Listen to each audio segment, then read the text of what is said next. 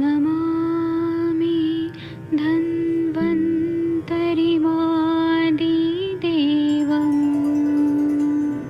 सुरासुरैः वन्दितपादपद्मम् लोके जरामृत्युनाशं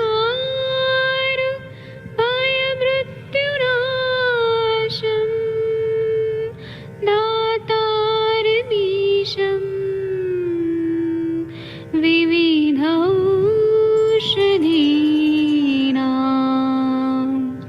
शङ्खं चक्रं जलौकां दधतं मृतघटं चारुतोर्भिश्चतुर्भिः सूक्ष्मस्वच्छादिरुद्यं शुकपरिविलसन् मौलिमं भोजनेत्रम् कालाम्बोदोज्ज्वलाङ्गं कटितटविलसत् चारुपीताम्बराढ्यं वन्दे धन्वन्तरिन्तं निखिलगदमिव प्रौढदावाग्निनीलम्।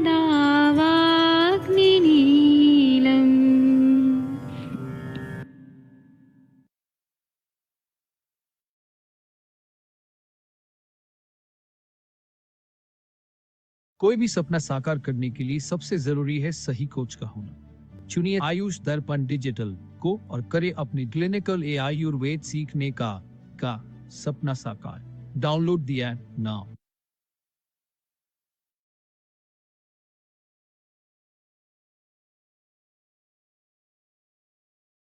क्या आप जानते हैं आयुष दर्पण गूगल पर सर्वाधिक सर्च किया जाने वाला उच्च रेटिंग प्राप्त डिजिटल प्लेटफॉर्म है। आयुष दर्पण ने आयुर्वेद के क्षेत्र में 6000 से अधिक वेबिनार्स आयोजित करने का रिकॉर्ड कायम किया है, जो निरंतर जारी है। आयुष दर्पण का हिंदी वेब पोर्टल ayushdarbhan.com एवं अंग्रेजी वेब पोर्टल ayushdarbhan.org वर्ष 2010 से निरंतर आयुर्वेद एवं स्वास्थ्य के क्षेत्रों में चल रही गतिविधियों को अपडेट करता है। आयुष दर्पण के सोशल मीडिया प्लेटफॉर्म से लाखों लोग जुड़े हुए हैं। आप भी हमें फेसबुक, इंस्टाग्राम, यूट्यूब, लिंक्डइन एवं ट्विटर पर फॉलो करें। यदि आप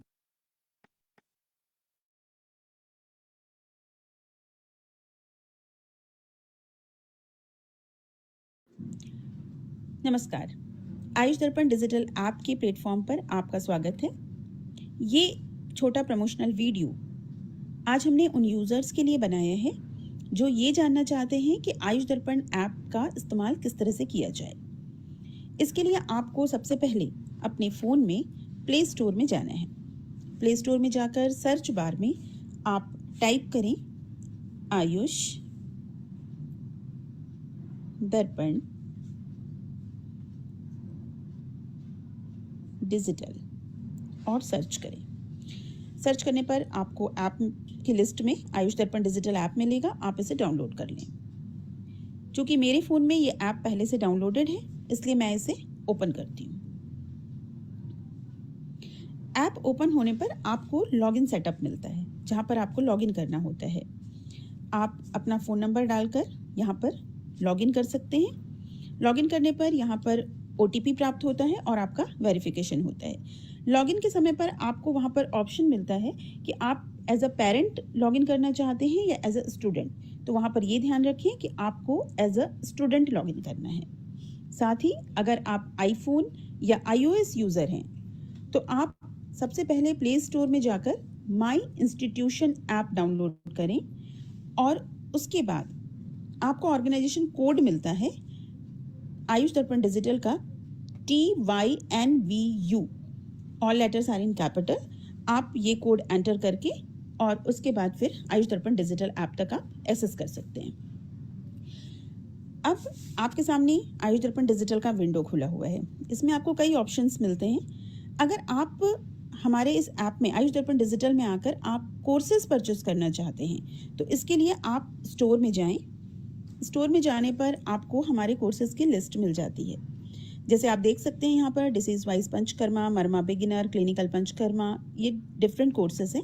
आप व्यू ऑल कोर्सेज करके सारे कोर्सेज की लिस्ट आप देख सकते हैं। इसमें जैसे अगर आप कोर्स परचेस करना चाहते हैं हमारा डिसीज वाइज पंचकर्मा, आप कोर्स पर क्लिक करें। कोर्स पर क्लिक करने पर ये इसमें आपको कोर्सेज की डिटेल आपको मिल जाती हैं, कितने लेक्चर्स हैं, क्या हैं। अगर आपको कोर्स पसंद आता है तो आप इसे लाइक भी कर सकते हैं। और इसमें आपको 12 वीडियोस हैं। अब इसमें आपको अभी ऑफर है इस पर, जिसमें आपको डिस्काउंट भी मिलता है। तो यहाँ पर कूपन कोड अवेलेबल है, आप कूपन कोड देखें, कूपन कोड सेलेक्ट करें और इसे अप्लाई करें। आपका कूपन कोड अप्लाई हो गया है। अब आप इसे बाय नाउ कर सकते हैं। इसमें आपने अपना स्टेट सेलेक्ट करना है, जैसे मैं उत्तराखंड सेलेक्ट करती हूँ। अब आप प्रोसीड टू पेमेंट करिए। पेमेंट में भी आपको यहाँ पर अभी विंडो ओपन होने पर आप देख सकते हैं कि आपको यहाँ पर मल्टीपल ऑप्शंस मिलेंगी। फिर यहाँ पर ये आपको जिस तरह से गाइड करते हैं आप उस तरीके से यहाँ पर अपने पेमेंट ऑप्शन को चूज करके आप इसे आगे प्रोसीड कर सकते हैं और इस कोर्स को आप बाय कर सकते हैं। उम्मीद है कि आपको ये प्रमोशनल वीडियो काफ़ी हेल्प करेगा हमारे इस ऐप को एक्सेस करने में। अगर आपको तो हम उम्मीद करते हैं कि आज आप हमारे इस ऐप को ज़रूर डाउनलोड करेंगे। Thank you.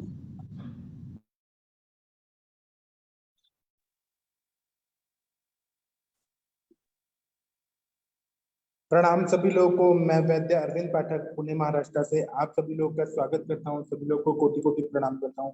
आइए आज हम लोग क्लिनिकल संभाषण शुरू करते हैं। आप सबके सब भारत के सर्वश्रेष्ठ चिकित्सक हैं और सभी को मैं प्रणाम करता हूं, क्योंकि सर्वश्रेष्ठ चिकित्सक लोगों को प्रणाम करने से मेरा ही फायदा है कि मेरा और भी ज्ञान में वृद्धि होगा। सभी को मैं प्रणाम करते हुए हम लोग क्लिनिकल संभाषण शुरू करते हैं। मैं यहाँ पर एक दो लोगों को को होस्ट भी बना देता हूँ, ताकि अगर कोई भी यहाँ मतलब नेटवर्क का प्रॉब्लम हो तो आप लोग इसको मैनेज करते रहिएगा। हमारा संभाषण चलते रहना चाहिए। आज मैं एक बहुत ही इंपॉर्टेंट टॉपिक आप लोगों से शेयर करना चाहता हूँ, जो हमने कॉलेज लाइफ में पढ़ाई है। दोष दूष्य समूर्छना विवरणम, मतलब दोष और दूष्यों की समूर्छना जब होती है तो व्याधि होता है। ये हम सब ने पढ़ा है, लेकिन हम इसी को और अच्छे से समझेंगे, पढ़ेंगे और जानेंगे। हम लोग ऐसा जानते हैं कि शारीरिक दोष हैं वो 3 हैं, वात पित्त कफ। वात पित्त कफश्चेति त्रयोदोषा समासतः, ऐसा अष्टांग हृदय में बताया गया। सूत्र स्थान में पहला चैप्टर में 6वां नंबर का श्लोक है। और मानस दोष कौन से हैं? तो रज और तम, ऐसा हमें बताया गया है। सुश्रुताचार्य जी ने रक्त के प्रधान विकृति के कारण रक्त को चतुर्दोष माना है, ऐसा हम लोग को मालूम है। लेकिन 3 दोष ही मेन है। रक्त को प्रधानता दी है सुश्रुताचार्य जी ने, लेकिन टीकाकार बोलते हैं कि नहीं, ऐसी प्रधानता नहीं दी है। ठीक है, आगे बढ़ते हैं। तो अपने शरीर में 7 धातुएं बताई गई हैं। रसास्त्रिंग मांस मेदो अस्थि मज्जा शुक्राणी धातु सप्तदुष्या, मतलब रस रक्त मांस मेद अस्थि मज्जा शुक्र, ये 7 धातुएं दुष्य बताई गई हैं। इसके अतिरिक्त उप धातु जो बताए हैं सारे, रस का स्तन्य है, रस का रसास्तन्यम ऐसा बताए, और रक्त का आर्तव बताए, और मल जो है 3 मल, ये भी दुष्य होते हैं। सारे उपधातु और मल आदि ये दुष्य होते हैं। रोग की परिभाषा पहले तो हमने पढ़ ली है, और ग्रंथकारों ने ऐसा बोला है कि ततः विदोष दुष्य समूर्छना विशेषो जुरादि रूप व्याधि तत्कार्याश्चारुच्यादयः।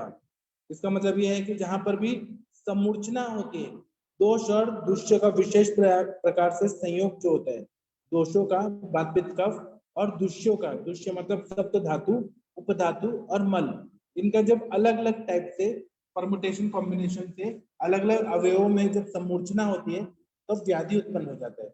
अब ये शब्द जो बार बार हम बोलते हैं, दोष दुष्य समूर्छना, समूर्छना, समूर्छना का मतलब क्या होता है? समूर्छना का मतलब ये होता है कि एक दूसरे के गुणधर्म को ग्रहण करके एक रस हो जाना। जैसे कि दूध और पानी को आपने मिक्स किया तो क्या हो जाएगा? वो एक जैसे ही दिखाई देने लगा, उसी को बोलते हैं समूर्छना। एक दूसरे के गुणधर्म को ग्रहण करके एक रस हो जाना। दूध और पानी में मिक्स किया तो दूध को पानी जैसा कंसिस्टेंसी मिल जाती है और पानी को दूध जैसा कलर मिल जाता है। एक दूसरे को मिक्स हो जाना, या गंगा यमुना का जैसे पानी मिल जाता है, मंदाकिनी नदी और भागीरथी नदी मिल जाती है तो एक गंगा नदी बन जाती है। उसी तरह से जब दोष और दुष्य समूर्छना करते हैं, जैसे कि हम लोग आगे और मूर्छन शब्द का प्रयोग कहाँ कहाँ किया है कि तेल के दोष को दूर करने के लिए और विशेष गुण उत्पन्न करने के लिए मूर्छना संस्कार किया जाता है। जैसे कि हम लोग तेल को सिद्ध करने के लिए मूर्छना संस्कार करते हैं, तो हल्दी, गंध द्रव्य, सुगंधित द्रव्य डालते हैं, मंजिष्ठा, लोद्र, मुस्ता, फिर नालुका, त्रिफला, केवड़ा, बरगद, गंधवाला, इनका कल्क लेके तेल में डाल के बॉईल करते हैं, मंदाग्नि में पाक करते हैं, तो तेल की मूर्छना हो जाती है। ये हमने पढ़ा है। तो दोष दुष्य का एक विशेष संयोग जो होता है, जिसमें परस्पर एक दूसरे को सर्वथा प्रभावित करते हैं और संयोग से विशेष परिस्थितियां उत्पन्न हो जाती है, लक्षण उत्पन्न हो जाते हैं, उसी के आधार पर रोग की पहचान की जाती है। तो हम लोग दोष दूष्य सम्मूर्छना पे हम लोग एक डेफिनेशन समझ गए। दोष दूष्य सम्मूर्छना से ज्वर की उत्पत्ति होती है ना। जैसे बात पित्त कफ ने दूषित किया शरीर को, और रस धातु जो है रसवस्त्रोतस में दूषित हो गया। आम की उत्पत्ति हुई, आम ने स्वेदवस्त्रोतस, अन्नवस्त्रोतस, इन सबको अवरोधित कर दिया। रसवस्त्रोतस, स्वेदवस्त्रोतस और अन्नवस्त्रोतस को अवरोधित कर दिया, तो उससे ज्वर की उत्पत्ति हो जाती है। उसमें जो अग्नि है वह पूरे शरीर में कोष्ठ से शाखा में चला जाता है और स्वेदावरोध हो जाते हैं, संताप और सर्वांग पीड़ा होती है, उससे ज्वर उत्पन्न होता है। तो यहाँ पे दोषों का दुष्य के साथ, रस धातु के साथ जो संयोग होता है, उसको सम्मूर्छना कहा गया। इसी तरह से दूषित दोषों का धातु और मलों को दूषित करके शरीर के सर्वांग में या एक देश में अवस्थित होकर विकृति उत्पन्न होती है, और रोगोत्पत्ति करना ही दोष दूष्य सम्मूर्छना है। यह हम लोगों ने पढ़ा है। इसी तरह से विशेष प्रकार के दूषित दोष दुष्य के विशेष संयोग से जब दोष दूष्य सम्मूर्छना को उत्पन्न करते हैं तो रोग होता है। और रोग को हम लोग कैसे जानते हैं? तो उसके रूप से जानते हैं रोगों को। जैसे कि लिंग हमें पता चलता है, लिंग, लक्षण और चिन्ह से हमें रोगों का ज्ञान होता है, कौन कौन से दोष दूष्य सम्मूर्छना हुई है, तो कौन कौन सी व्याधि हुई। अब इसको हम लोग लक्षण जो रहते हैं उसको हम लोग दो टाइप से जानते हैं, जिससे रोगी से प्रश्न पूछने पे हमें ज्ञान प्राप्त होता है, उसको सिम्टम्स बोलते हैं। और कुछ जो साइंस रहते हैं वो डॉक्टर को समझ आते हैं। जैसे कि पेशेंट से हम पूछते हैं कि आपको भूख लग रही है क्या, आपको प्यास लग रही है क्या, मलमूत्र का त्याग कैसे कर रहे हैं, अरुचि है क्या, उदर संबंधी विकार क्या है, नींद कैसे आती है, सपने कैसे आते हैं, कैसा पेन हो रहा है, तो ये हम रोगी से पूछते हैं। रोगी हमें जो बताता है उसको बोलते हैं सिम्टम्स, जो रोगी को फील होता है। और साइंस कौन से होते हैं? तो हम लोग खुद परीक्षा करते हैं, डॉक्टर लोग करते हैं। तो हम लोग क्या देखते हैं कि उसका चेहरा कैसा दिखता है, उसकी आंखें कैसे दिख रही है, उसका जीभ कैसे दिखता है, मल मूत्र कैसा है। अगर हमें मौका मिला तो रिपोर्ट देख के हम लोग को पता चलता है। इसी तरह से कौन सी अलग नहीं आ रही है, तो हम लोग पाल्पिटेशन करते हैं, इंस्पेक्शन करते हैं, परकशन करते हैं, ऑस्कल्टेशन करते हैं, तो हमें पता चल जाता है कि कौन सा दोष दूष्य सम्मूर्छना से ये व्याधि हुआ है। ठीक है, तो हमें ये पूरा जानकारी प्राप्त हो जाता है। अब आप लोग को कुछ बोलना है दोष दूष्य सम्मूर्छना में, तो आप लोग बोल सकते हैं, बाकी मैं फिर बोलूंगा। शशि तिवारी मैम, आप कुछ बोलना चाहते हैं तो बोल सकती हैं। आदित्य सर, आप कुछ बोलना चाहते हैं? आपको ये मेरा शब्द समझ आया, दोष दूष्य सम्मूर्छना, ये कॉन्सेप्ट समझ आया आदित्य सर? हाँ जी सर, आदित्य प्रणाम सर। हाँ जी प्रणाम, बताइए। हाँ जी सर, सम्मूर्छना का तो बस मुझे मतलब इतना ही समझ में आता था कि जब दोस्त और दोस्त आपस में मिल जाते हैं और एक जैसा बिहेव करेंगे, मतलब उनकी अलग अलग आइडेंटिटी खत्म हो जाती है, तब वो हो जाता है दोस्त से सम्मूर्छना जी। पर आपने भी जो सर बताया वो काफी बढ़िया बताया, क्योंकि कॉलेज टाइम में तो बस प्रोफेसर से वर्ड यूज करते थे, मुझे लगता था क्यों कॉम्प्लिकेट कर देते हैं इतना। तो अगर मैं ऑयल के हिसाब से सोचूं, जैसे ऑयल सारे जितने तेल होते हैं सम्मूर्छित किए जाते हैं, तो मान लो तेल है, उसमें जो भी औषधियां डालेंगे उन सारे के गुण उसमें आ गए। ऐसे ही कोई भी दोष दुष्य में जाएगा, तो मान लो वात गुण गया तो उस धातु के अंदर रुक्षता क्रिएट कर देगा या खरता क्रिएट कर देगा, ये सारे चीजें कर देगा, तो इसलिए धातुएं खराब हो जाएंगी। ऐसे जो भी दोष जाएगा तो वो अपना अपना प्रॉपर्टी वहां डाल देगा, है ना सर? हेलो, बराबर, यही दोष थैंक यू सम्मूर्छना बोला जाता है।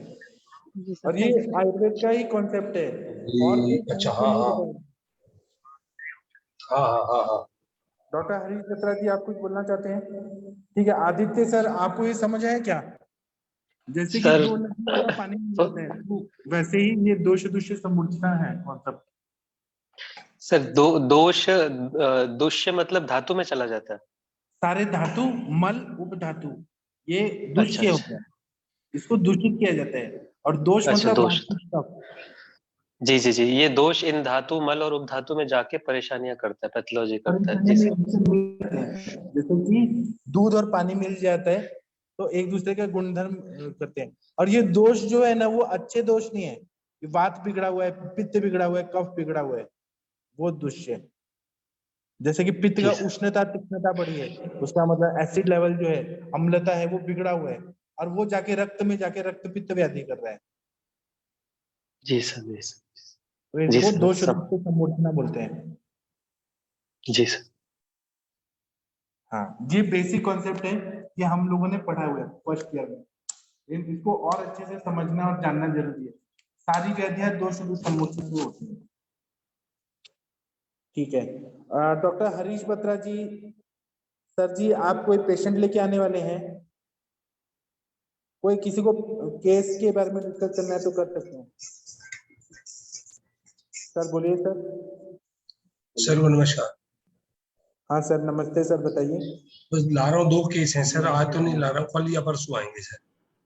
ठीक है, आप कुछ बोलना चाहते हैं दोष दुष्य समूर्छना में? आपका एमडी सहायक चिकित्सा हुआ है सर, तो आपको तो बहुत अच्छा नॉलेज है। सर अभी हार्दिक को, बेटे को पढ़ा रहा हूँ सर, उसके एग्जाम सिर पर, साथ साथ ही सुन रहा हूँ सर। अब थोड़ा सा 7 तारीख से उसके एग्जाम है सर, बेटे को लेके बैठा हूँ सर। ठीक है ठीक है ठीक है ठीक है। तो अभी हम दोष दुष्य समूर्छना अगर देखते हैं तो हमें कुछ दोषों के लक्षण, व्याधि के लक्षण हमें पहले तो समझना चाहिए। शरीर में वायु जो है, वो वायु जो है शरीर में या पूरी दुनिया में जो वायु है, उसके गुण और कर्म क्या है? तो वायु रुक्ष है, शीत है, लघु है, विशद है, सूक्ष्म है, चल स्वभाव का है, अमूर्त स्वरूप है, उसका कोई ऐसे रूप नहीं दिखता है, खर है, ये वायु के गुण है।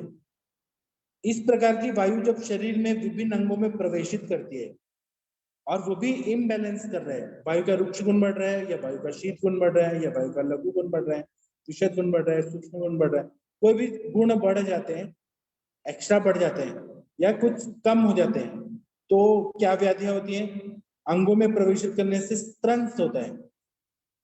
स्त्रंस का मतलब क्या होता है कि अंगों का अपना स्थान से भ्रष्टता, डिसलोकेशन होता। फिर भ्रंश, भ्रंश मतलब स्वस्थान से दूर हट जाना। व्यास मतलब अंगों का डायलिटेशन, अधिक विस्तार होना। संग, संग मतलब मल मूत्र का अवरोध होना। भेदन, भेदन मतलब चीरने जैसी व्यथा होना। साध, साध मतलब शरीर में थकावट होना। हर्ष, हर्ष मतलब रोमांच उत्पन्न होना। तर्ष, तर्ष मतलब प्यास लगना, तृष्णा। वायु अगर बढ़ जाता है शरीर में तो अवयवों में जाता है तो। कंप, कंप मतलब शिवरिंग होना। वर्त मतलब चक्कर आना, चंचलता बढ़ना। तोद मतलब सुई चुभने जैसी व्यथा होना।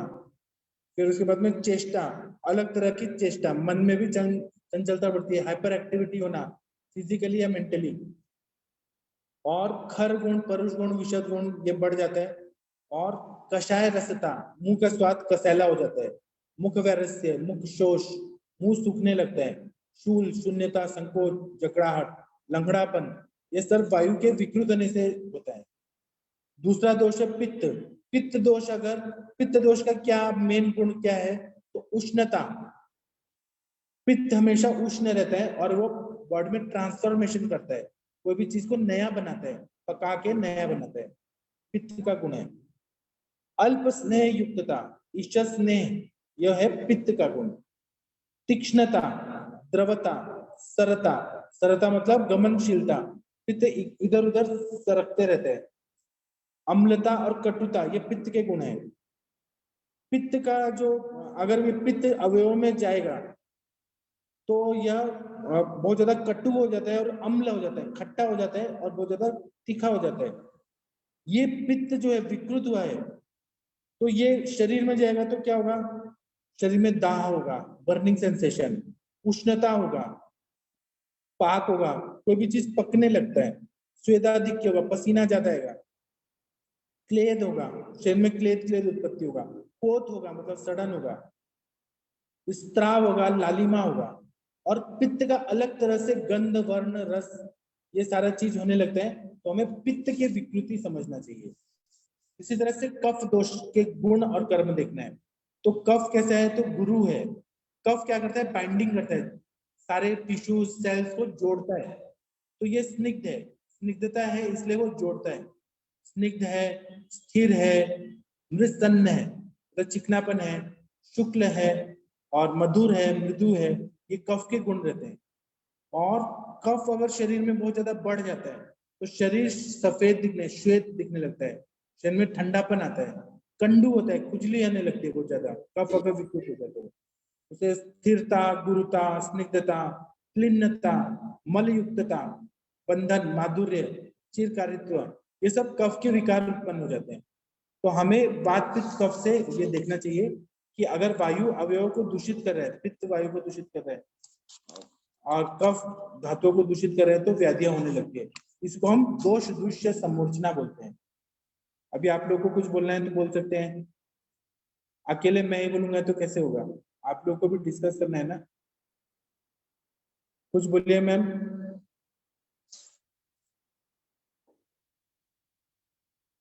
शशि मैम, अंजना मैम, आप लोग कुछ बोलना चाहते हैं तो बोल सकते हैं। हाँ जी सर, प्रणाम सर, बहुत अच्छा पढ़ा रहे हैं सर। हाँ, और एक और चीज, पहले कृत युग मतलब हमारे धर्म में ऐसा बताया है कि पहले मतलब हमारा जो पूरा कालक्रम है ये 4 युगों में बटा हुआ है। तो पहला सतयुग था जिसमें इंसान सब दिनचर्या का पालन करते थे, ऋतुचर्या का पालन करते थे, अग्नि अच्छा था, मेहनत करते थे, लोभ ईर्ष्या द्वेष ये सब नहीं था। तो लोग लोभी नहीं थे तो स्वस्थ रहते थे, अच्छे से खाते पीते थे, किसी को दुख नहीं देते थे। तो सतयुग जो था वो उसमें आयु सबसे ज्यादा होती थी, लोग हजारों हजारों साल तक रहते थे। फिर बाद में क्या हुआ कि धीरे धीरे धर्म का एक एक पाद कम होते गया, एक एक पार्ट कम होते गया। कलयुग में 4 पार्ट में एक ही पार्ट धर्म है, 3 पार्ट सब अधर्म है यहाँ पे कलयुग में। तो इसमें सबसे पहले लोभ की उत्पत्ति हुई, लालच आया बहुत, तो ग्रीड होने लगा। तो इसके वजह से अधर्म होने लगा, इंसान को धन ज्यादा चाहिए, अच्छा खाने को चाहिए, अच्छा पहनने को चाहिए, हर चीज में लोभ उत्पन्न हो गया। तो अगर हम सतयुग और कलयुग में कंपैरिजन करें तो सतयुग के लोग जो थे वो देवताओं के समान ओजस्वी थे, पराक्रमी थे, निरोग थे, स्वस्थ थे और दीर्घायु के होते थे और अच्छे कर्म करते थे, किसी का बुरा नहीं सोचते थे, अपना मेहनत करते थे। लेकिन जब कलयुग आया तो लोगों ने क्या किया कि बहुत ज्यादा भोजन करने लगे, उनका शरीर भारी हो गया, भारीपन की वजह से शरीर में थकावट जल्दी आने लगा और आलस्य आने लगा। आलस्य से फिर क्या हुआ कि धन संचय करना है हमें, हम तो काम कर नहीं सकते, आज पैसा जमा कर लेंगे तो कल काम आएगा, ऐसा सोच के धन संचय करने लगे। संचय से धन संपत्ति के लिए ममता हो गया, बहुत ज्यादा अटैचमेंट हो गया, मोह उत्पन्न हो गया, और अटैचमेंट से लोभ हुआ कि हम और ज्यादा जमा करें, और ज्यादा जमा करें।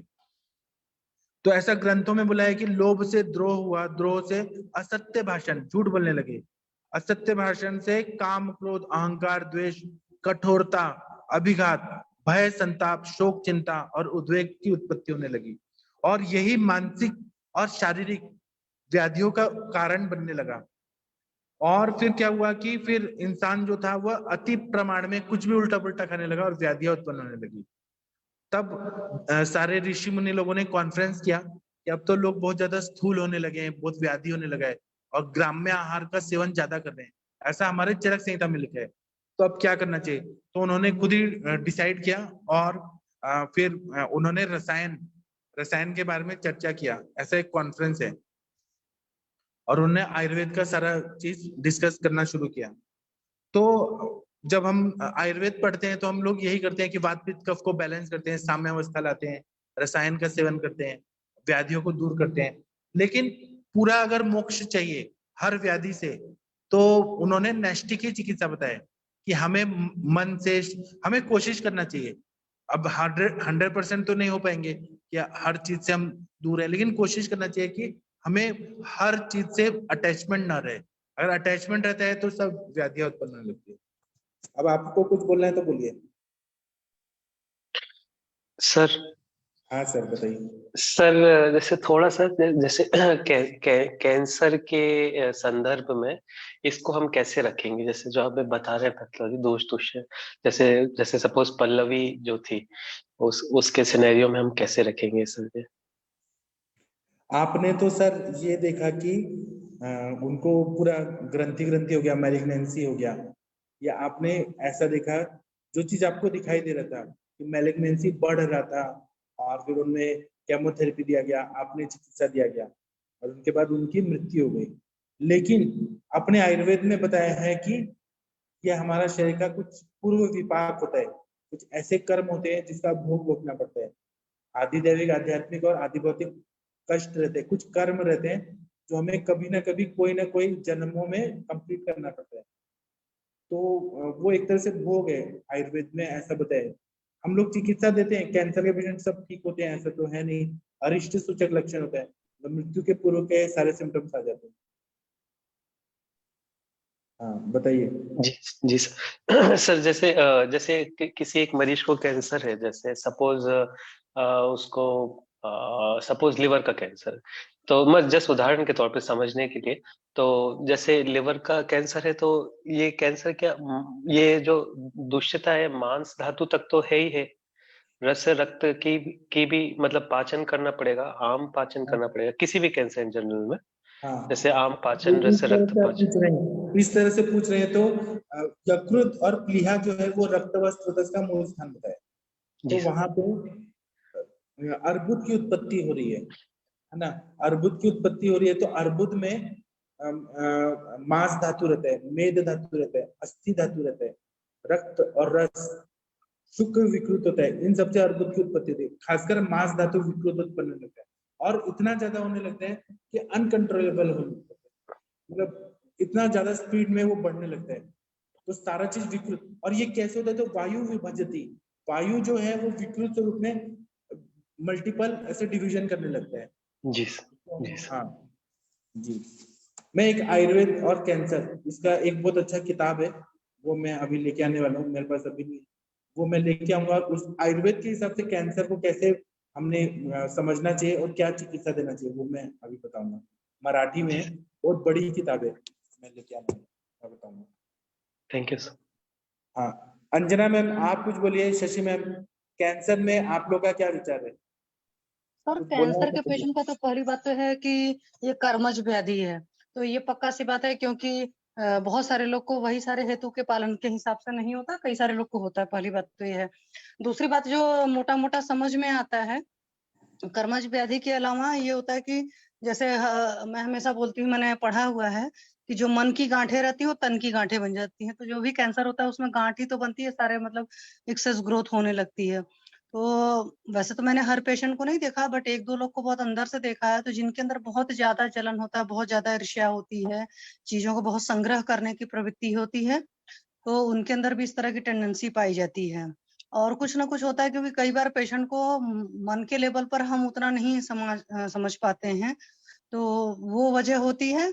और एक तो कर्मज व्याधि का मेन है, जो अपने शास्त्र में भी है, मतलब आयुर्वेद में भी है, और भी जितने धर्म शास्त्र हैं, जैसे आपने एक बार बताया था ना कि अलग अलग बीमारियों में अलग अलग वजहों से होता है, तो अलग अलग दान दिए जाते हैं, तो वो सारी चीजें होती हैं। फिर ये है कि उसमें दैव कृपा वगैरह, मतलब पूजा पाठ तो करना ही पड़ता है, और उसके साथ में हमें पथ्य पथ्य का जो भी पालन है वो सारी चीजें करनी पड़ती हैं। तो कैंसर के केस में मेनली सर यही चीज समझ में आता है, क्योंकि कई सारे कैंसर के पेशेंट पूरे पूरे रिवाइव हो जाते हैं। कई सारे लोग का, जैसे अभी तो तब पर ही बहुत अच्छा सिस्टम है, आज से 40-50 साल पहले क्या होता था, लोग जिस दिन मतलब डेथ होने वाली है, जैसे हमारे रिलेशन में एक लोग का था, डेथ वाले दिन उनका डायग्नोस हुआ था कि इनको कैंसर है, तो बहुत सारे लोग का पहले तो पता ही नहीं चलता था। बहुत पहले जैसे हम लोग अपने दादी नानियों के पुराने टाइम में ले, मेरे ख्याल से वो हमारी भी दादी नहीं, शायद मेरे फादर की दादी वगैरह के लगेंगे, इस तरह से इस ग्रुप में रहे होंगे। तो कैंसर का तो अभी तक मुझे यही समझ में आया है और लोगों का जितना लेक्चर वेक्चर सुना है, अभी मैंने आयुष दर्पण वाले कैंसर के लेक्चर सर कम सुने हैं, तो उसमें यही कि रसायन औषधियां और सबसे ज्यादा पथ्य का पालन करना, मतलब दिनचर्या ऋतुचर्या जिसको कहते हैं उसका पालन करना, और प्राणायाम वगैरह करना।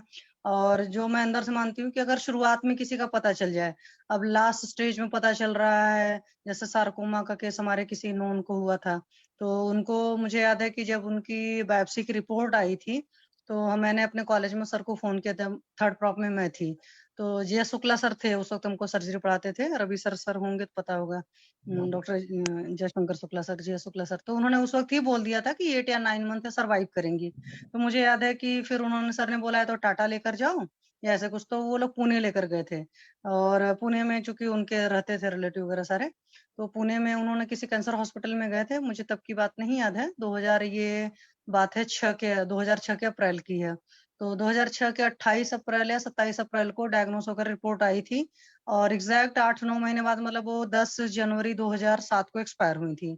मतलब मेरा कहने का मतलब ये है कि विदाउट ट्रीटमेंट भी अगर उनको आयुर्वेद की दवाएं चलती, रसायन औषधियां चलती हैं, सारी चीजें चलती, तो हो सकता है ज्यादा सर्वाइव करते, क्योंकि उनके पैर में प्रॉब्लम था, तो पहले एलोपैथी वालों ने डायग्नोस किया कि टीबी फुट है, और जैसे ही उनको प्लास्टर चढ़ा उसके बाद रात में बहुत ज्यादा पेन हुआ, क्योंकि मैं ही ले गई थी उनको, बेच्चू में दिखाया था, तो पहले डायग्नोस हुआ, तो जब उनको बहुत ज्यादा पेन हुआ तो उनके फादर ने रात में उस प्लास्टर को काटा, फिर नेक्स्ट डे सर्जन को दिखाया वहीं पर लोकल में, उन्होंने बायोप्सी के लिए भेजा, बायोप्सी की जब रिपोर्ट आई है तो उसके बाद वो 8 या 9 मंथ सर्वाइव करे हैं। और बायोप्सी रिपोर्ट आने के बाद वो जब पुणे गए तो उनका पैर पहले मतलब एंकल ज्वाइंट के पास से काटा गया था, फिर उसके बाद भी हुआ कि फैल रहा है, तो फिर करीब नी ज्वाइंट के आसपास से भी उनका पैर काट दिया गया था। उसके बाद जो समझो सर अप्रैल होता है 8 महीने दिसंबर तक, और इधर 10 जनवरी, तो उतना ही वो सरवाइव किया, और साथ में पेन मतलब कि 2-2 ऑपरेशन झेले, बड़े ऑपरेशन, क्योंकि पैर कटना अपने आप में बहुत बड़ी चीज है, बहुत सारी इनकी कीमो रेडिएशंस खूब हुई थी, तो उसके भी सारे साइड इफेक्ट थे, मतलब बाद में बहुत बुरी हालत हो गई थी, मेरा कहने का मतलब है। और जब लास्ट में यहाँ पर चूंकि चंडीगढ़ में तो पीजीआई लेकर गए थे, तो पीजीआई वालों ने खुद कहा कि आप इनको और तकलीफ मत दो, कि हम ट्रेकोस्टोमी करके इनको सांस लेवाएं और ये सारी चीजें करें। तो एलोपैथी में तो मुझे जितना लगता है कि बहुत कुछ है नहीं, अगर पेशेंट आयुर्वेद में शुरू में आ जाए तो ट्रीट हो सकता है, ठीक हो सकता है। जी सर, थैंक यू सर।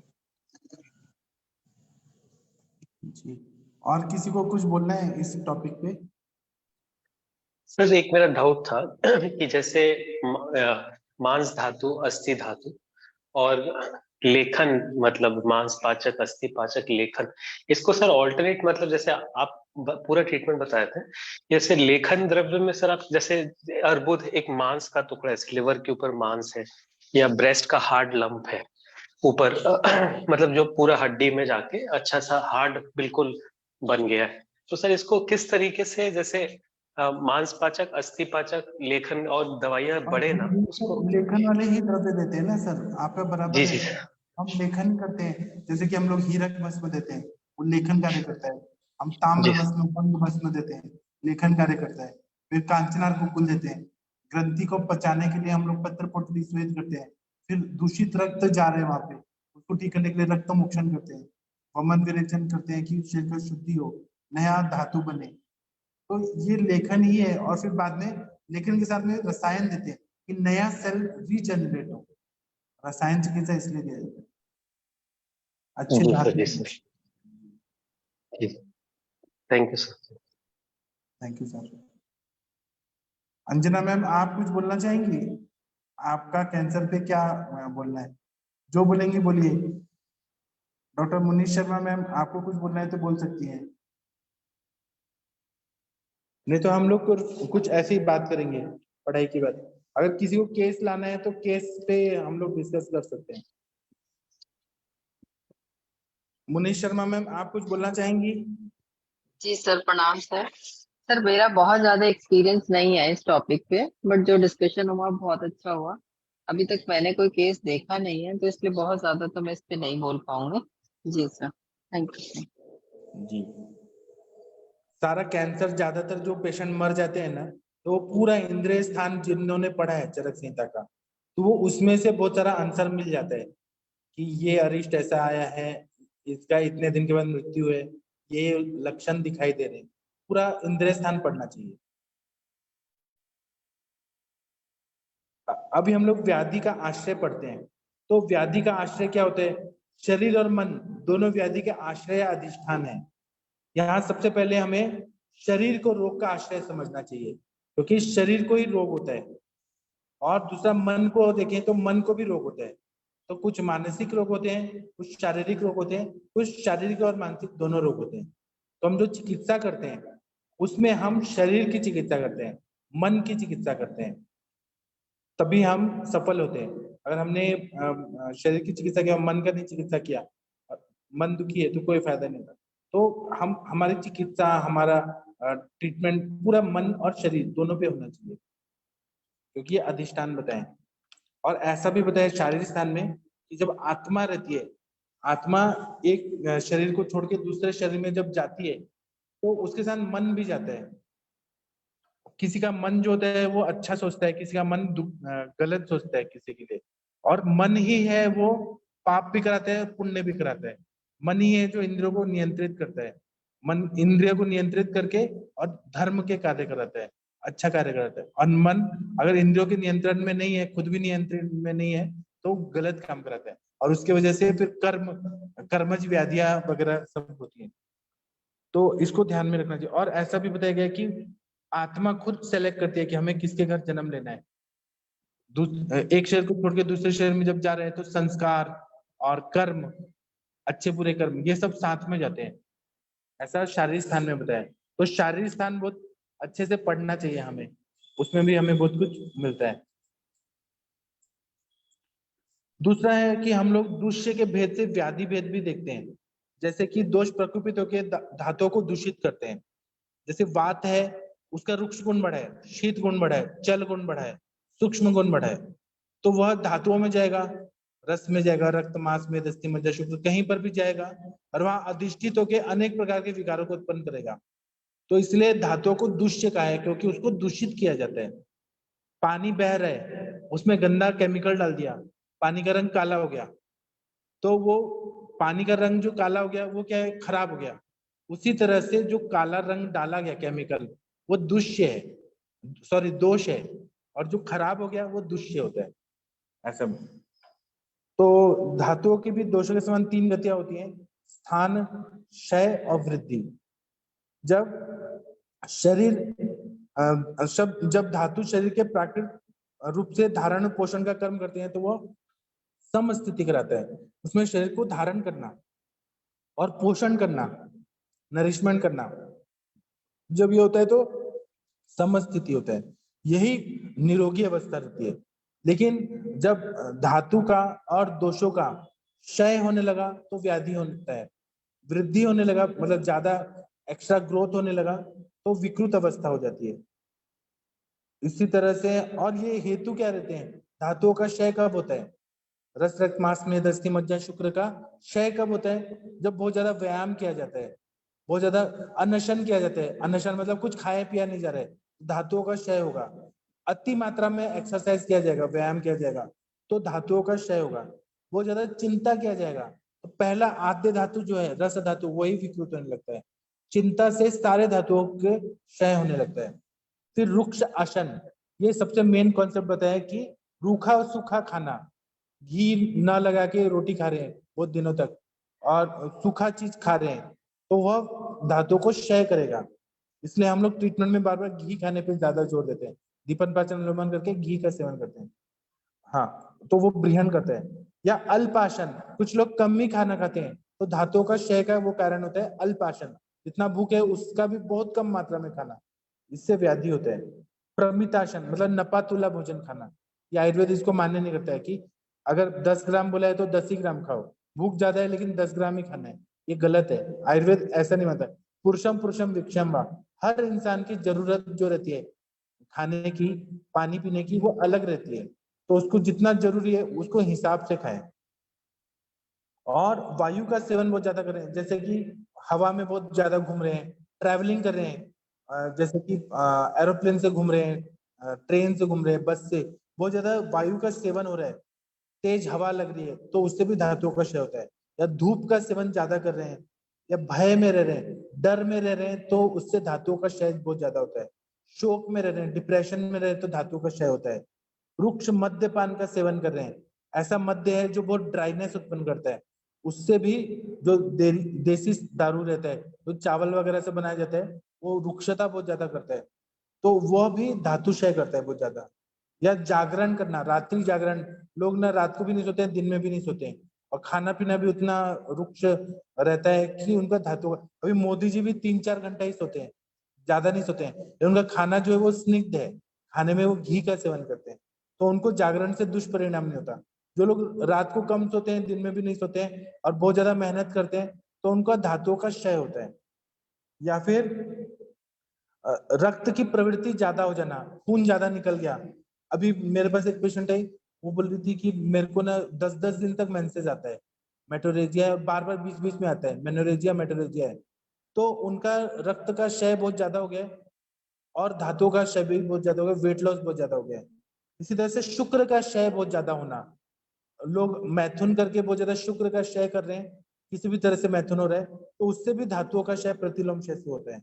या मूत्र का क्षय होना, पुरुष का क्षय होना, या फिर अति प्रवृत्ति होना, ये सब व्याधि उत्पन्न करता है।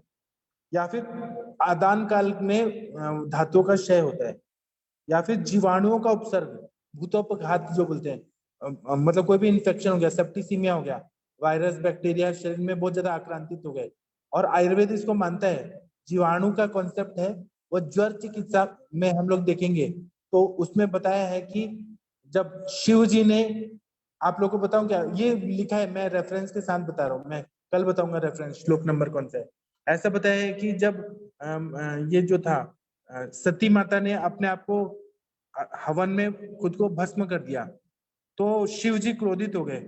उन्होंने तीसरे नेत्र से देख लिया कि मेरी वाइफ सती का अपमान हुआ है, जो देवताओं का यज्ञ हो रहा था, और उन्होंने खुद को भस्म कर लिया पति का अपमान देख के।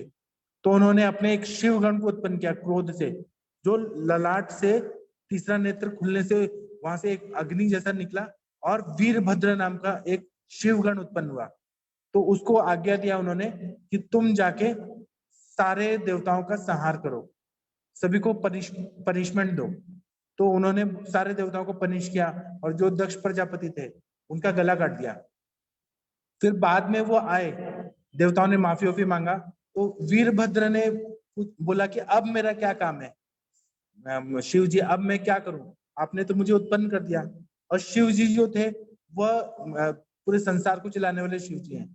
उन्होंने कहा कि तुम छोटे छोटे कीटाणु बन के पूरी दुनिया में फैल जाओ, जिसको हम लोग बैक्टीरिया बोलते हैं, वायरस बोलते हैं, माइक्रो ऑर्गेनिज्म बोलते हैं। तो वह पूरे दुनिया में हो गया, और उसको आज्ञा दिया कि जो लोग भी मिथ्याहार विहार करेंगे उनके शरीर में तुम प्रवेशित हो जाना, तो रोग उत्पन्न हो जाएगा। तो ये सारा जो है ना, ये जीवाणु का जो कॉन्सेप्ट है, ये चरक संहिता में बताया है, लेकिन ये हमें पढ़ाया नहीं जाता। और बहुत सारी किताबें जला दी गई जब मुस्लिम अटैक्स हुए ना, अपने नालंदा यूनिवर्सिटी, तक्षशिला, विक्रमशिला, तो जो बैक्टीरियोलॉजी है या वायरोलॉजी है, ये सारी किताबें जला दी गई। तो हमें आज पूरा आयुर्वेद नहीं मालूम है, लेकिन ये कॉन्सेप्ट है आयुर्वेद में, बैक्टीरिया वायरस होते हैं और उनसे व्याधियां होती हैं, ऐसा है कॉन्सेप्ट। अभी आप लोग को कुछ बोलना है तो बोलिए।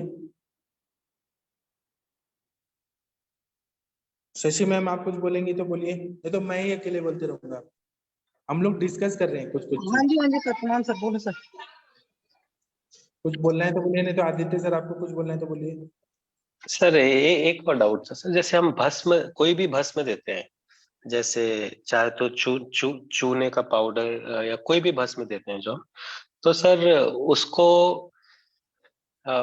जैसे वैसे तो शहद मधु के साथ देने को बोला जाता है, लेकिन जैसे कुछ काढ़े को ठंडा करके या कुछ किसी तरह से घृत में, तेल में, ऐसा कुछ विरुद्ध है कि ऐसा कुछ डिस्क बताया गया सर कि इसकी व्हीकल्स क्या क्या रख सकते हैं? जैसे कोई भी एक सपोज यशत भस्म है, तो इसको मधु के अलावा और किस किस तरीके से लिया जा सकता है?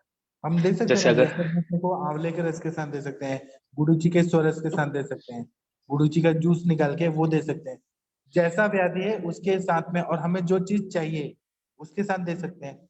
अश्वगंधा के रस के साथ दे सकते हैं, सर्पगंधा के रस के साथ दे सकते हैं, तो वैसा गुणधर्म मिलता जाएगा।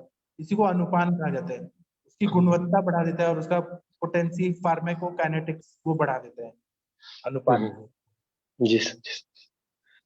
और जो आप बोल रहे हैं कि काढ़े के ऊपर जो डाला जाता है वो भस्म नहीं होता है, उसको हम प्रक्षेप द्रव्य बोलते हैं, ऊपर से जो ऐसे जड़ी बूटियां डालते हैं। जी सर, जी सर। हाँ, और किसी को कुछ पूछना है, बताना है तो पूछिए, बताइए। वैद्य प्रशांत भट्ट जी, आपको एक केस डिस्कस करना चाहते हैं? आज जो आपने केस बताया था वो भेजिए ना सर, बताइए ना, डिस्कस करिए ना। सर प्रणाम सर। हाँ सर, प्रणाम सर, बताइए।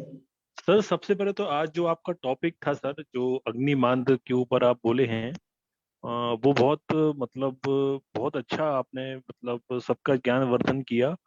और आपने जो भी सिम्टम्स बताए या जो भी आपने अग्निमांद के हेतु बताए, वो मतलब जो मतलब हम लोग जो प्रैक्टिस करते हैं या और भी वैद्य जो यहाँ प्रैक्टिस करते हैं, उनके लिए बिल्कुल परफेक्ट हैं। क्योंकि यही सब चीजें हम देखते हैं कि भाई पेशेंट अधेशन तो नहीं कर रहा है, पेशेंट ओवर ईटिंग तो नहीं कर रहा है, पेशेंट बिना भूख के खा रहा है क्या, बिना प्यास के पानी पी रहा है क्या, पहला वाला खाना नहीं पचा और दोबारा खा लिया उसने, वो विरुद्धाहार का सेवन कर रहा है कि नहीं नहीं कर रहा है, वो मानसिक तनाव में रहता है कि चिंता है, भय है, क्रोध है। तो ये सब चीजें जो होती हैं ये अग्निमांद का कारण होती हैं। और पूरी की पूरी चिकित्सा अग्निमांद और आम के ऊपर ही मतलब आश्रित है। चाहे वो कोई ब्लॉकेज होता है, जैसे आपने बोला कि आज का केस आप बताइए, तो वो सब चीजें क्या है सर? पूरा वही के वही वाद वाद बढ़ रहा है, अग्निमंद हो रही है, आम की उत्पत्ति हो रही है, और सारी बीमारियां हो रही हैं। तो सर इस अग्निमांद के ऊपर मुझे एक केस याद आया। आपको याद है एक विक्की तोमर की दवाई आप यहाँ से आई थी, याद है हाँ आपके जी। लिए? हाँ, हाँ उस मतलब वैसा अग्निमांद हमने आज तक किसी पेशेंट पे नहीं देखा। मतलब अग्निमांद जिसमें वो उसको भूख बिल्कुल नहीं लगती थी। और जो सिम्टम्स आपने आज बताए कि भाई जब वो डकारता था तो उसमें स्मेल आती थी, जब नीचे से वायु निकलती थी पाता था तो उसमें स्मेल आती थी, जब वो बोलता था तो उसमें स्मेल आती थी। और वो करीबन 2 ढाई महीने 3 महीने से तो मैंने ही देखा कि वो कुछ नहीं खा रहा था। और फिर मेरी दवाई, फिर आपकी दवाई अपन ने जो दी उसको आम पाचन किया, रस धातु ठीक की, पित्त पित्त पित्तज जो गृहिणी थी उसकी चिकित्सा की, तो वो काफी उसको आराम हुआ और उसके सारे सिम्टम्स धीमे धीमे चले गए। उसमें उसको डकार आना और मतलब तमाम जो सिम्टम्स आज आपने बताए हैं वो सारे के सारे उसको थे। और उसकी जो अग्निमांद का कारण था, वो उसको अनलिमिटेड दी गई वस्तियां थी, जो कि जहां जहां भी उसने इलाज कराया। तो मेन उसका जो मतलब मोटो था, मतलब उसका ये कहना रहता था कि मुझे मुझे मल मतलब मेरा मल बाहर नहीं आता और मुझे सीवियर कॉन्स्टिपेशन है। उस कॉन्स्टिपेशन को लेके उसको वस्तियां दी गई। और वो करीबन 3-4 डॉक्टरों के पास गया, उसमें आयुर्वेदिक डॉक्टर भी थे, जिन्होंने उसकी अग्नि पर बिल्कुल विचार नहीं किया और बस सिर्फ उसका पेट साफ कराने का काम किया। कि वो उसको निरुप वस्ती देते थे या काढ़े वाली वस्ती देते थे, तो या ऑयल वाली अनुवासन या मात्रा वस्ती देते थे। तो उससे क्या होता था कि उसको उस दिन उस पर्टिकुलर डे मोशन हो जाता था या 1-2 दिन मोशन हो जाता था। और बाकी स्थिति फिर जैसे जस की तस थी। तो उसने इतनी वस्तियां ले ली, इतनी वस्तियां ले ली कि उस वस्ती का साइड इफेक्ट ये हुआ कि उसको सीवियर घोर अग्निमांद हुआ, जिसकी चिकित्सा आप और मैंने की। जी सर। तो एक बहुत अच्छा तो आज यही तो हम आयुष दर्पण पे सीखते हैं। हम आयुष दर्पण पे यही तो डिस्कस करके सीखते हैं एक दूसरे से, कि ऐसे सिम्टम्स रहते हैं, ऐसे चिकित्सा भी गलत दिया जाता है कि उससे ही व्याधियां होती हैं, और डॉक्टर को खुद पता नहीं रहता है कि हमारी चिकित्सा गलत है, हमारा पेशेंट इतना ज्यादा बीमार हो रहा है, हम हेतु सेवन खुद ही करा रहे होते हैं। वो बस्ती देख के क्या फायदा हुआ इतना ज्यादा? अग्निमांद तो हो ही जाता। और आपको याद होगा मैंने कहा था भूख बढ़ने पे घी खाना है, तो उन्होंने घी खाया होगा इसलिए ठीक हुए। हाँ हाँ, उन्होंने 100 ग्राम घी का बोला था। तो जब उनकी अग्नि बढ़ी तो फिर उसने घृतपान भी किया और वो उसके सिम्टम्स बहुत कुछ मतलब 70-80% वो पेशेंट रिकवर कर गया। लेकिन मतलब ऐसा अग्निमांद भी मैंने मतलब देखा कि 3-3 4-4 महीने 5-5 महीने 6-6 महीने भी पेशेंट खाना नहीं खा पाते हैं, इतना घोर अग्निमांद रहता है। तो ये हाँ, चीज जो आज का जो टॉपिक था वो बहुत मतलब अभी तो अच्छा था। सर मुझे नवीन जोशी सर ने कहा है कि आप और अच्छा से डीप स्टडी करो सारे ग्रंथों का। तो अब मैं कल भी जो पढ़ाऊंगा ना, उससे मैं पूरे नोट्स बना के फिर आऊंगा, और आप लोगों को भी वो काम आने वाला है।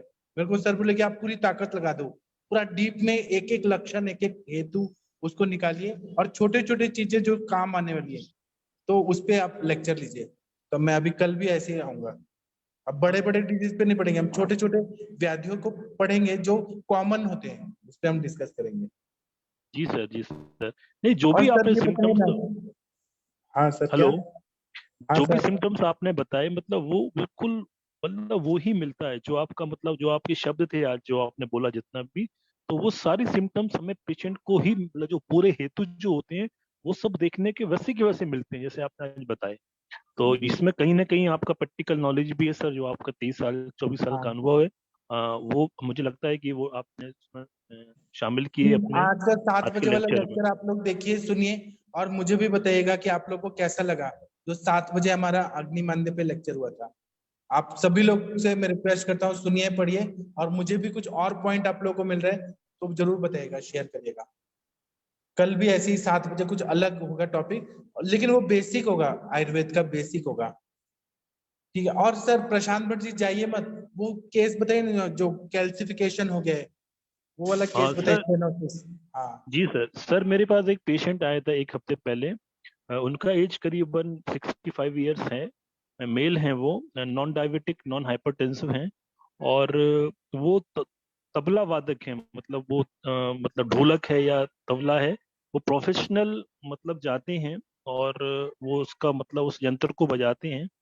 तो एक दिन क्या हुआ कि वो ऐसे ही तबला बजा रहे थे, तो उनके लेफ्ट हैंड में जो अपनी पाम वाला एरिया, जो अपने गद्दी वाला एरिया है, वहां पे उनको अचानक सूजन आई और उनको पेन हुआ। तो उन्होंने डॉक्टर को दिखाया होगा, तो उन्होंने कोई पेन किलर दे के उनको मतलब दवाई दे के वो चले गए। फिर 2-3 दिन बाद उनको फिर से वही पेन हुआ, और उनके पूरे मतलब लेफ्ट अपर और लोअर हैंड में पूरा का पूरा मतलब झुनझुनी आना और शून्यता आना और पेन होना शुरू हुआ। तो फिर थोड़ा सा उनको लगा कि यार ये कुछ कॉम्प्लिकेटेड स्थिति बन रही है। तो उन्होंने यहाँ के एक न्यूरो फिजिशियन है उनको दिखाया। तो उनने उनका डॉपलर करा, तो डॉपलर में उनको एंथिलोस्क्लेरोसिस, कैल्सिफिकेशन और स्टीनोसिस, इस टाइप की डायग्नोसिस उनको मतलब बनी। तो और डॉक्टर ने उनको बोला कि एक काम करो, आपका ये जो आपकी जो नस चोक हो रही है, यहाँ पे हमें स्टंट बिठाना पड़ेगा, तब जाके ब्लड की सप्लाई प्रॉपर हो पाएगी, जो कि ब्लड की सप्लाई ना होने के कारण आपको जो पेन और स्वेलिंग हो, जो सब आ रहा है। तो उनको एंटीकोगुलेंट ड्रग, इकोस्प्रिन, नेटोरवेस्टिन टाइप की दवाइयां चल रही थी। तो उन्हें ऐसा लगा कि नहीं यार, एक काम करते हैं, कुछ अपन ट्राई करते हैं कि आयुर्वेद में भी कुछ क्या हो सकता है। तो वो मेरे पास दिखाने आए थे, तो मैंने भी मतलब दवाइयाँ दी हैं। और आज ही सर से मेरा डिस्कशन भी हुआ था कि कहीं कहीं भी अगर स्टीनोसिस हो रही है, मतलब वात का रूक्ष गुण बढ़ा है वहां पे, वहां जो संकुचन हो रहा हैगा वो वात के कारण हो रहा हैगा। और उनके जितने हेतु मुझे मिले, वो भी मुझे यही मिले कि भाई अगर वो कई बार प्रोग्राम करते थे तो रात्रि जागरण रहता था उनका, लंबे समय तक 3-3 घंटे, और ढोलक का बजाना, या तबला तबला वादक थे तो तबले का बजाना रहता था। उनका खाने का कोई टाइम फिक्स नहीं था, उनका दिन में 4-4 खाना खा के सो जाते थे। और मतलब ऐसे काफी हेतु उनको भय शोक चिंता भयान वायु, ये सब उनको हेतु मिले, और उसके कारण उनको वो स्टेनोसिस हुआ। तो अभी सर प्लान किया है, अभी कुछ दवाइयाँ दी हैं उनको, रस पाचक, मतलब मेदोपाचक, आम पाचक टाइप की दवाइयाँ, वात शामक दवाइयाँ दी हैं। और अभी सर से डिस्कशन हुआ है कि उनको हमें मात्रावस्थी चालू करनी है, उनको निरोवस्थी देना है जिससे वात का शमन हो, और जो वहाँ कैल्सिफिकेशन हो उसको डिसॉल्व करने के लिए वहाँ पे स्नेहन करना परम आवश्यक है। तो उनको घृतपान और स्नेहन हम लोग चालू कर रहे हैं। जी सर। जी। आप लोग को ये केस समझ आया होगा, सर ने कितना अच्छे से सिंप्लीफाई करके बता दिया।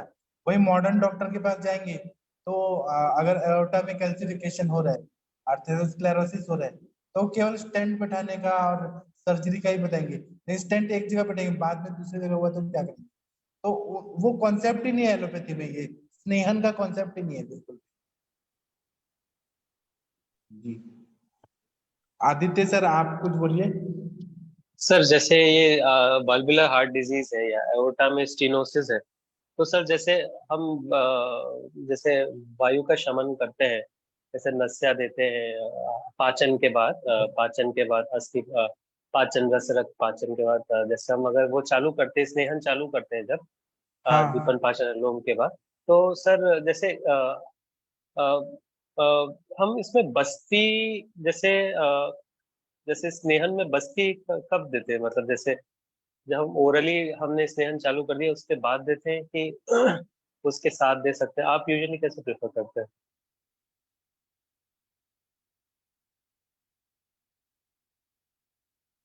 स्नेहन के लिए, वायु के शमन के लिए, कैल्सिफिकेशन वाले केसेस में?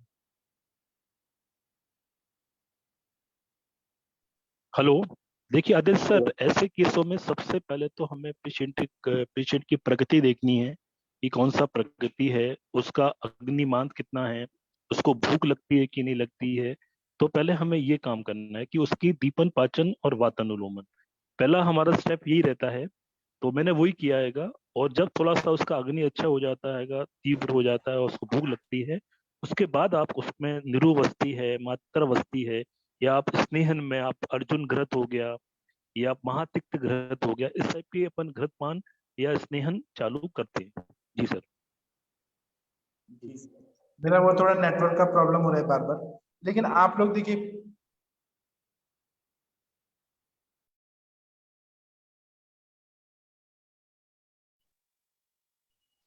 सर का नेटवर्क का प्रॉब्लम है। मेरा कुछ नेटवर्क का प्रॉब्लम हो रहा है, मैं आ रहा हूँ जा रहा हूँ। यहाँ तेज बारिश हो रही है ना, नेटवर्क थोड़ा वीक है यहाँ पे। आप लोगों को मेरी आवाज आ रही है? जी सर, आ रही है। हाँ, आप लोग देखिए डॉक्टर प्रशांत भट्ट जी ने एक रिपोर्ट भेजा है, वो कृपया कोई पढ़ दीजिए जो भेजा है, या तो प्रशांत भट्ट जी आप ही पढ़ दीजिए उसमें क्या लिखा है इम्प्रेशन में, या शशि मैम आप पढ़ दीजिए जो रिपोर्ट भेजे है वो पढ़िए, फिर हमें समझ आएगा। हाँ पढ़िए। Diffuse atherosclerotic calcifications in aortic arch extending into left subclavian artery with eccentric hypodense filling defect causing severe stenosis। तो जो एओर्टिक आर्च है, मतलब जो हृदय से जो सबसे बड़ी वेसल एओर्टिक आर्च जिसकी 3 धमनियां ऊपर निकलती है, उसमें बहुत ज्यादा कैल्सिफिकेशन है जिसके कारण फिलिंग डिफेक्ट्स भी दिखाए जा रहे हैं, इसेंट्रिक हाइपोडेंस फिलिंग डिफेक्ट्स। तो यस सर, तो मतलब रुक्ष गुण है। आयुर्वेद के हिसाब से आपको क्या लगता है? सर आम है और रुक्ष गुण है सर, 2 चीजें। हाँ, तो वही हमने वही डिस्कस किया। सर ने क्या क्या चिकित्सा दिया है, सर आप थोड़ा बताएंगे क्या? डॉक्टर प्रशांत भट्ट जी क्या आपने दिया था? सर इसको मैंने वही जो मतलब अभी बात हुई कि इसमें पहले दीपन पाचन को सबसे पहले महत्व दिया गया, मतलब दिया। तो यहाँ पे मैंने उनको रस पाचक है, रक्त पाचक है, आम पाचक टैबलेट है, आरोग्य वर्धनी बट्टी है, और कुछ मेडिसिन में मतलब मैंने उसमें शिला सिंदूर का मतलब यूज किया। यहाँ पे अबरक भस्म मैंने उनको दिया 1000 पुटी। यहाँ हमने सिद्ध मकरल ध्वज भी उनको दिया, और साथ में वातानुलोमन के लिए एरंड पाक मैंने उनको दिया। और घृतपान मैंने उनको ये बोला है कि अभी जो भी घी आप घर पे खाते हैं तो उसकी मात्रा बढ़ाएं। और इसके साथ साथ में कुछ ऑयल भी दिए लगाने के लिए ऊपर से, लोकल एप्लीकेशन के लिए, बलाश्वगंधा तेल, इस टाइप की दवाई मैंने अभी शुरू में 10 दिन के लिए दी सर उनके लिए। सर एरंड पाक यानी एरंड मूल का काढ़ा और फिर इसको शीत पाक? नहीं, एरंड पाक मतलब पाउडर फॉर्म में रहता है पूरा वो, उसमें बहुत सारी चीजें होती हैं। शतावरी कल्प रहता है ना, वैसे एरंड पाक रहता है, मीठा रहता है। और यहाँ पे जी, और यहाँ पे मैंने ये सोच के दिया कि जैसे कभी हार्ट के पेशेंट आते हैं, हार्ट ब्लॉकेज के पेशेंट रहते हैं, तो ये दवाइयों से मैंने काफी अच्छे परिणाम मिले जो मैं देता हूँ। तो मैंने ये सोच के दिया कि जब भाई हार्ट का ब्लॉक खुल सकता है तो यहाँ पे ये जो यहाँ पे एंकिलोस्क्लेरोसिस हो रही है, स्टेनोसिस हो रही है, तो ये भी इससे ठीक होना चाहिए। तो यहाँ पे सिद्ध मकरल ध्वज, जवाहर मोरा, स्वर्णयुक्त और आपका अबरक भस्म 1000 पुट्टी, इनका बहुत अच्छा रोल है। जी सर। जी, और मुझे ये बात कहना है सर, प्रशांत भट्ट जी आपने ये सब दवाई दिया तो पेशेंट ने क्या बोला, क्या इम्प्रूवमेंट आ रहा है? अभी सर 2 दिन हुआ मेरे को दिए। अच्छा 2 दिन हुआ, तो आप जरूर बताइएगा क्या हाँ फायदा सर, हुआ। बिल्कुल। जी सर। हाँ, रवि सर कुछ बोलना चाहते हैं सर? जी सर, यहाँ पर सर क्या हृदय बस्ती दे सकते हैं और अस्थि मज्जा पाचक दे सकते हैं क्या सर? हाँ जरूर दे सकते हैं सर। जी सर, क्योंकि कैल्सिफिकेशन है तो मुझे समझ में आ रहा है कि मज्जा पाचक देंगे तो थोड़ा और इम्प्रूवमेंट होगा हाँ सर। जी, आपने सही बताया सर।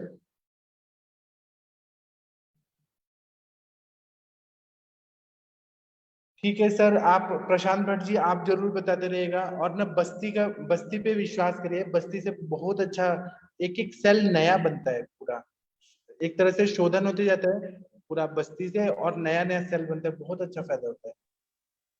जी सर, बस अब सर जैसे ही वापस आएगा पेशेंट तो उनको मातृवस्ती इसमें ऐड कर लेंगे सर अपन। सर आपने जब एवियन के पेशेंट ठीक किए तो आपने ऐसा महसूस किया कि पेशेंट का जो नेक्रोसिस हुआ था वो पूरी तरह से हील हो गया है आपकी जी सर, बस्ती से? बिल्कुल बिल्कुल सर। मैंने करीबन 3 महीने के आसपास उनको दिया था, और उसके तो उनका जो मतलब स्ट्रक्चर, मतलब जो थोड़ा सा वो तिरछे चलते थे, तो टिल्ट हो गई थी उनकी बॉडी, वो ठीक हो गई थी। पेन फ्री बिल्कुल हो गए थे उनको, जब मतलब पेन बिल्कुल नहीं था उनके लिए। तो हाँ बिल्कुल तो होता है सर। अब हड्डी इतना मजबूत है और वो सूख गया है, नेक्रोस्ट हो गया है, उसको आपने तेल का बस्ती दे दे के ठीक कर दिया, तो यहाँ तो जी सर। एओर्टा है बिल्कुल, कितना सॉफ्ट है, तो आराम से ठीक हो जाएगा। हाँ हाँ, बिल्कुल सर, बिल्कुल सर। सर उनको चालू करेंगे सर, मातृवस्ती चालू कर देंगे। हाँ, और हमारे ग्रंथों में बोला है, और हमारे सर लोग भी बताते हैं 3 साल 4 साल 5 साल 10 साल आप मात्रा बस्ती कंटिन्यू दे सकते हैं, तो फिर उसका अच्छा ही पॉजिटिव रिजल्ट ही आता है हमेशा।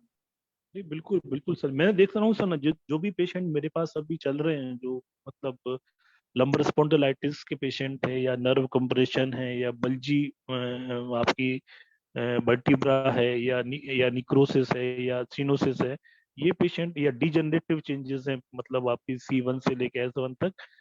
तो मतलब जो भी पेशेंट, मतलब मैंने अभी स्टडी करी, करीबन 8-10 केस मैंने ऐसे देखे जो 3 महीने की मात्रावस्थी और तिक्तक्षीरवस्थी से 100% क्योर हो गए सर। हाँ वही और तो, यही तो मुझे सबको बताना है। नहीं होते हैं सर, 100% होते हैं, कि मतलब अब तो मैं बिल्कुल कॉन्फिडेंस से बोलता हूँ कि आप 3 महीने वस्ती करो, आप ठीक हो जाओगे। और हाँ एक बात सर्वाइकल और लंबर स्पॉन्डिलाइटिस की नहीं हो रही है, यहाँ पे संधिवात में भी बहुत अच्छे परिणाम आ रहे हैं।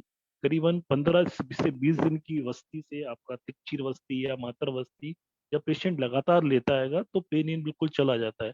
और जो बिल्कुल 3 महीने पेशेंट अगर करता है तो उसका संधिवात भी 100% क्योर होता है। इसमें डायबिटिक पेशेंट भी हैं, हाइपरटेंसिव पेशेंट भी हैं, और थायराइड के पेशेंट भी हैं, सभी ठीक होते हैं। इसलिए बस्ती सर को सर आगे मात्रा लेकर जाओ। हाँ सर बोलिए। सर मात्रावर्थी किस तेल से दें सर? इसमें सर बहुत सारे तेल हैं, इसमें क्षीर वाला तेल है आपका, आपका महानारायण तेल है, चंदन वाला लाक्षादी तेल है, धनवंतर तेल है, सहचर तेल है, कोई भी यूज कर सकते हैं। Thank you sir. सर तिकसीर बस्ती और ये अल्टरनेट देनी है, दोनों में से एक ही यूज करना है सर? अल्टरनेट देनी है पहले आपको, पहले 7 डेज आप मात्रावस्थी कंटिन्यू दें, थोड़ा हाँ सा जी। पेन सबसाइड जब हो जाता है तो फिर उसको अल्टरनेट आप एक दिन तिक्चीर वस्ती, एक दिन हाँ जी, मात्रावस्थी दें आप। जी सर। ठीक है सर, एक पेशेंट है, मैं लाने वाला हूँ बस प्लेटफॉर्म पे। हाँ, और हमारे सर बोलते हैं कि आपको सक्सेसफुल और बहुत ज्यादा कीर्ति और यश चाहिए, तो आप लोग बस्ती पे भरोसा करिए, बस्ती देते रहिए, आपका सफलता मिलते जाएगा प्रैक्टिस में, और दिनों दिन यश और धन मिलते जाएगा। तो प्रशांत भट्ट जी बहुत आगे जा रहे हैं, आप लोग भी इनका अनुसरण करिए, सब लोग मात्रा बस्ती जरूर दीजिए अपने पेशेंट को, मात्रा बस्ती, नस्य, और बेसिक बेसिक छोटी छोटी चीजों को सॉल्व करेंगे, आप बहुत बड़े डॉक्टर बन जाएंगे। सर, और जैसे हम रेगुलरली जब तिक्त शीट वस्ती या मात्र वस्ती देते हैं तो कुछ पेशेंट को कुछ बोलते हैं कि जैसे कुछ करके आओ, जैसे कि रात को कुछ विरेचन द्रव्य ले हाँ, लो या इस तरह अनुवासक बस्ती, तेल का बस्ती के पहले खा के आना होता है। अच्छा। हाँ प्रशांत भट्ट जी आप बताइए, आप क्या बोलते हैं? हाँ सर, बिल्कुल सही कहा आपने कि यहाँ पे जब भी आपको मात्रावस्थी देनी है या तिक्तक्षीर वस्ती देनी है, तो जो मैं क्या करता हूँ कि यहाँ पे जैसे मेरे चिकित्सालय में आते हैं तो मैं उनसे बोलता हूँ कि 2 रोटी लेके आना है आपको, या रोटी सब्जी लेके आना है। तो यहीं पे जैसे ही वो खाते हैं उसके तुरंत बाद में ये वस्ती देता हूँ। तो काफी होल्ड होती है, 8-8 9 9 घंटे होल्ड हो जाती है। और जब 21 डेज या 15 डेज का हमारे यहाँ पे हो जाता है, तो जब आगे फिर उसको बढ़ाने के लिए जब पेशेंट घर पे वस्ती लेता है, तो फिर घर में रात में आपको जब सोते समय आपको खाना खाना मतलब 2 रोटी खा के खाना खा के रात में वस्ती लेनी है और फिर सो जाना है। तो वो 11-11 12-12 घंटे तक होल्ड हो जाती है। और जब भी आप वस्ती लें तो अग्नि का विशेष ख्याल रखें कि अग्नि मंद नहीं होना चाहिए। यदि अग्नि मंद होती है, पेशेंट का भूख कम होता है, तो वहां पे आपको 2 दिन 3 दिन 4 दिन के लिए वस्ती को होल्ड करना है और अग्नि को बढ़ाने वाली दवाइयां देनी है।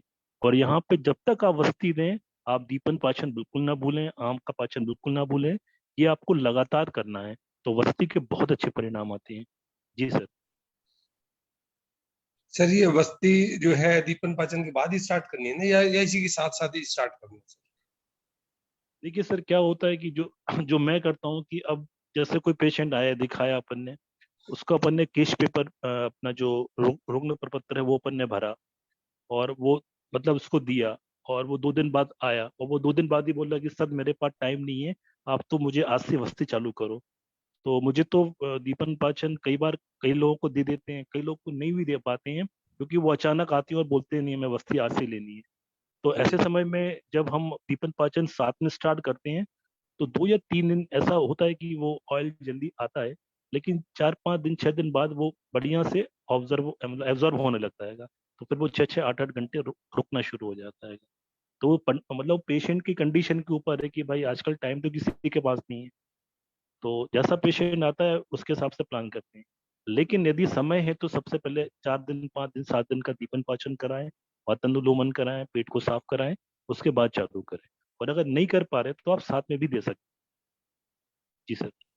इतना लंबा वेट कराए ना सर, पेशेंट भाग जाएगा ना सर अभी। हाँ पेशेंट भागता नहीं है। आप खुद ऐसा चाहते हैं कि पेशेंट भाग जाए। आपके मन में खुद ही दुविधा है कि हमारा पेशेंट टिकेगा कि नहीं टिकेगा।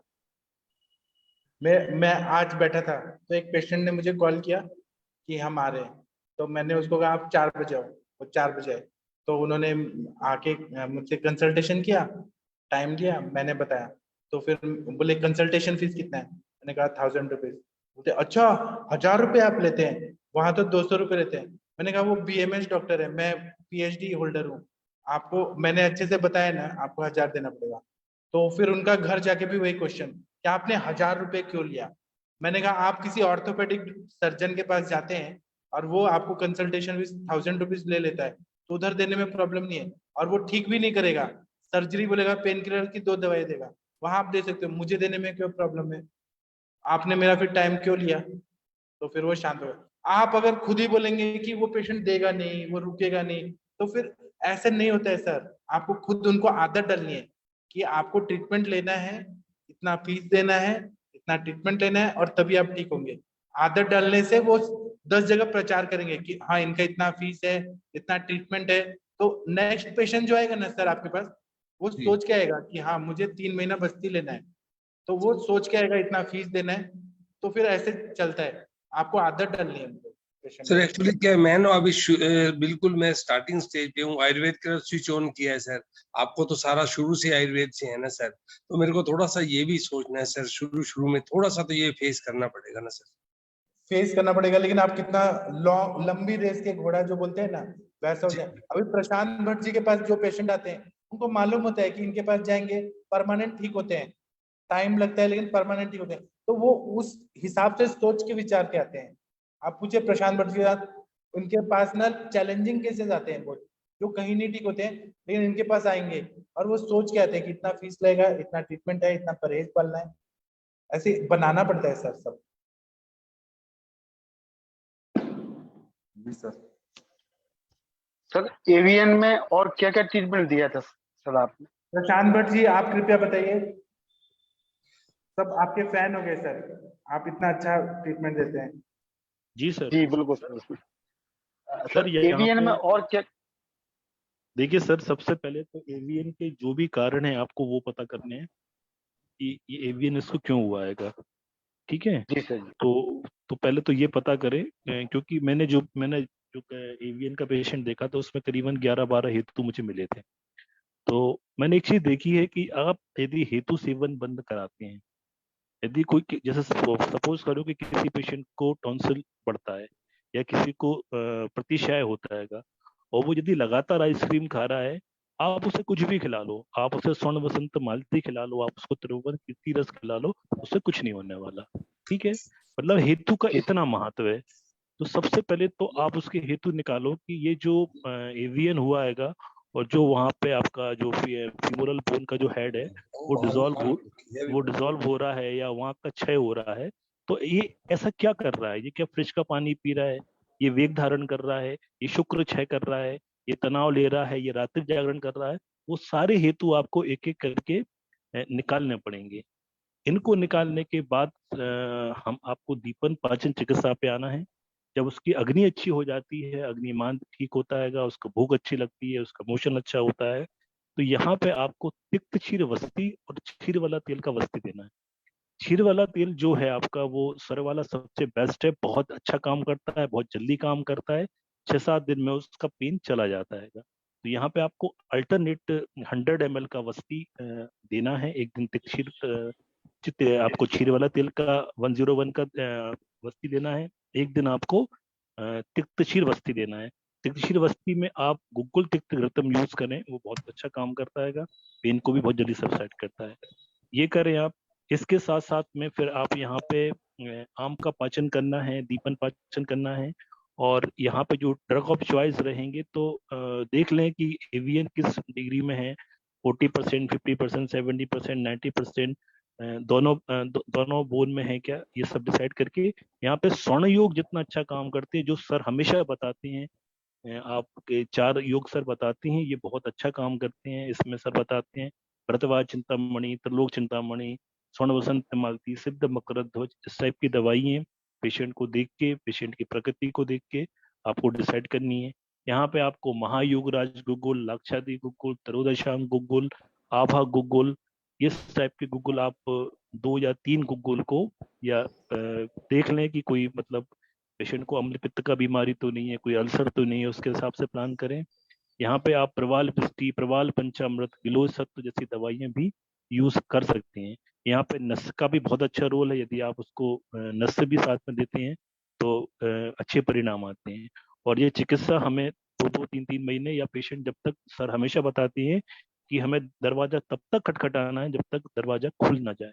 तो ये सब पेशेंट के लिए ये प्रोटोकॉल अलग अलग है कि किसी को 3 महीने लगते हैं, किसी को 6 महीने लगते हैं, किसी को साल भर भी वस्ती लेनी पड़ती है। तो जो मेरा पेशेंट था, उसको करीबन 4 महीने के आसपास, 2.5 या 3 महीने के आसपास उसने वस्ती मुझसे ली थी, जिसमें मुझे बहुत अच्छे परिणाम मिले। तो ऐसे करते करते, अच्छा इसके अलावा भी आपको ये देखना है कि सर जैसे हमेशा बताते हैं कि यहाँ पे एक तरह से मतलब हड्डी का राज अक्षमा हो गया, अगर हो गया इस टाइप का सर बताते हैं कि हड्डी का टीवी हो गया, इस टाइप का बताते हैं सर हमेशा। तो आपको वहां पे भी गौर करना है। कई बार कई पेशेंटों को यहाँ पे अस्थि मज्जा पाचक, कई पेशेंटों को यहाँ पे आरोग्यवर्धिनी कैशोर गुग्गुल टाइप की दवाइयां भी देनी पड़ती हैं। तो हेतु के हिसाब से ड्रग आगे पीछे हो जाती हैं, और ऑलमोस्ट दवाइयां यही रहती हैं। और यहाँ पे सर की आम पाचक बटी का बहुत अच्छा रोल मुझे मिला, और ये सब दवाइयाँ हम देते हैं तो पेशेंट क्योर होता है। जी सर। हाँ, अस्थि का क्षय बोलेंगे और अस्थि का कुष्ठ रोग ऐसा बोलेंगे, दोनों तरह से देखना चाहिए। हाँ हाँ हाँ हाँ, अस्थि का क्षय। जी सर। अस्थि का कुष्ठ रोग। जी सर। इसीलिए हम लोग आयुष दर्पण पे ना डिस्कस करते हैं। आप ऐसे कहीं भी प्रैक्टिस करते हैं और ये सब डिस्कशन नहीं होना, बहुत सारे हमें समझ नहीं आता है कि कैसे एवियन को सॉल्व करना है, कोई भी नहीं बताता है। इसीलिए हम यहाँ पे ये प्लेटफॉर्म बनाए हैं कि हम लोग डिस्कस करते हैं, कुछ नया सोचने का एक नया चीज मिलता है हर किसी से। जी डॉक्टर हरीश बत्रा जी, आप 1 साल के बाद देखेंगे ना, आपके हर पेशेंट आपको 1-1 लाख 2-2 लाख रुपया देंगे, और वो सोच के आएंगे कि हमें तो रहना है, सर से इलाज करना है। आप उनको आदत डालिए सर। जी सर। चलिए अभी हम सेशन बंद करते हैं। मैं ऐसे आशा करता हूँ कि आज का सेशन सभी लोगों के लिए काम आएगा।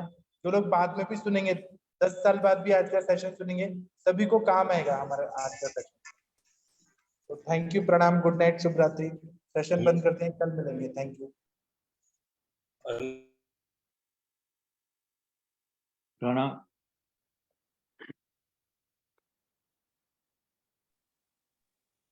प्रणाम सर।